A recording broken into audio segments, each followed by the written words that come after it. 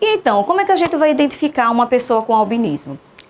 Existem vários aspectos, né? Isso vai ser de acordo com a quantidade de melanina que vai sendo produzida.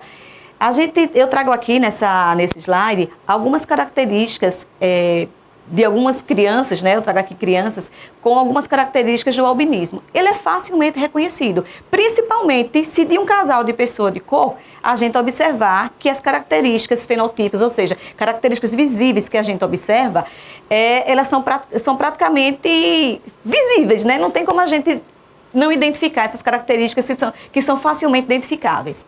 Por exemplo, aqui a gente tem um albinismo ocular.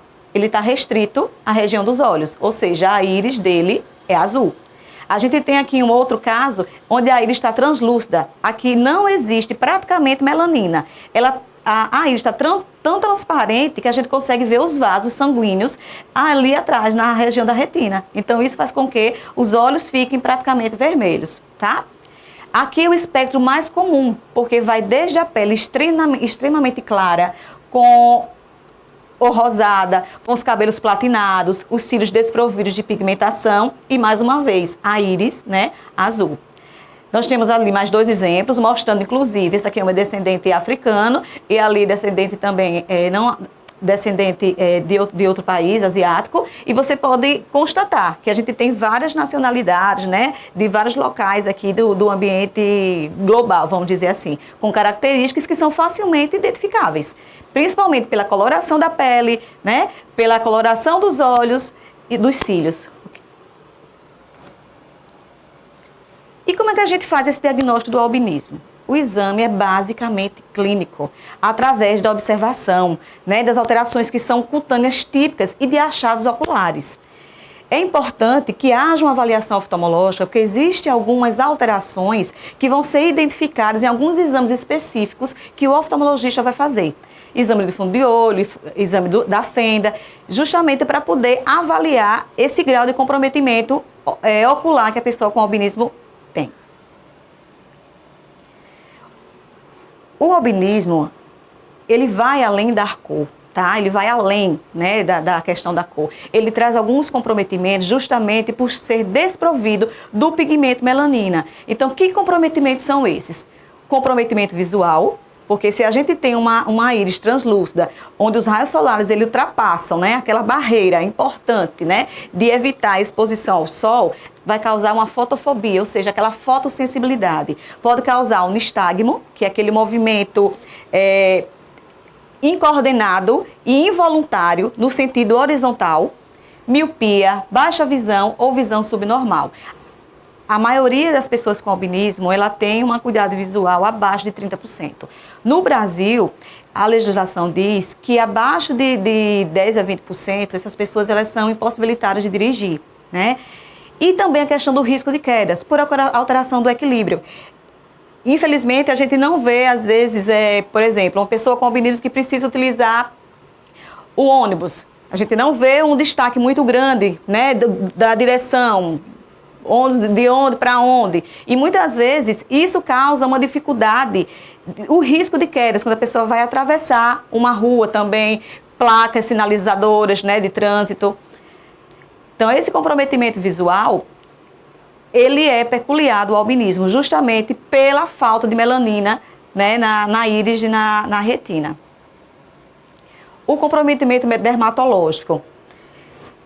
Lógico, a gente mora num país tropical, né? A gente está aqui em Alagoas e a gente sabe que o sol é extremamente quente, parece que está mais próximo ainda da gente. Imagine a pessoa que está desprovida desse pigmento que é a melanina. Que comprometimento dermatológico essas pessoas vão ter? Primeiro, risco de queimaduras solares, né? As ceratoses, que são aquelas lesões decorrentes do efeito cumulativo do sol. A gente sabe que o sol, né, o efeito do sol, ele é cumulativo. Ele vai sendo agregado ao longo dos anos. Causa envelhecimento precoce. Câncer de pele, que é a grande causa dos óbitos precoces dentro do albinismo.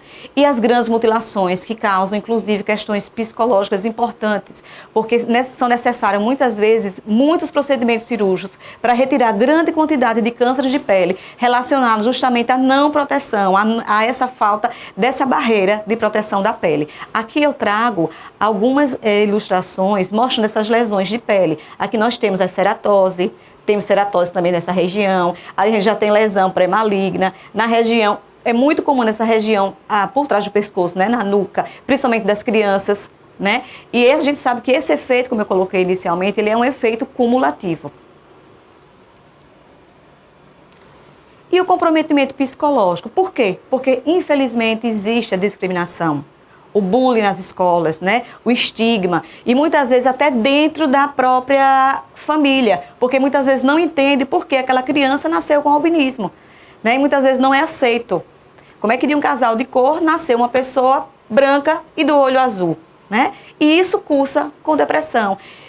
Essa questão do estigma e do bullying também ele não é tão retratado. As pessoas elas vão ficar mais reclusas em suas casas, são pessoas que são invisíveis à sociedade e elas só se tornam visíveis a partir do momento que elas desenvolvem um câncer de pele. Elas só serão invisíveis quando elas vão precisar de um acompanhamento oftalmológico mais importante, porque ela está com um comprometimento visual abaixo de 30%. E não é isso o que a gente preconiza dentro do nosso serviço de saúde, né? E aqui eu trago 2 recortes, né, da internet, trazendo a chamada meu vizinho cortou minhas mãos, a trágica perseguição aos albinos na Tanzânia. Minha gente, isso acontece, tá? Existe uma crença de que afetados pela falta de pigmentação na pele, têm poderes mágicos e persiste, né, em países africanos, gerando indústrias de mutilações. Essa é a matéria que esse jornal é que ele traz. E na outra matéria coloca bullying, preconceito e olhares atentos, os desafios diários de um albino. Se vocês procurarem na internet, vocês vão ver essa história que ele coloca. Quais são as dificuldades que ele passa enquanto pessoa com albinismo em relação à questão do trabalho, ao campo de trabalho, as relações pessoais, né? Então, tudo isso traz comprometimento psicológico para a pessoa com albinismo, principalmente pelo não conhecimento, pelo não reconhecimento, pelo não entendimento, né, da população, dos profissionais de saúde em relação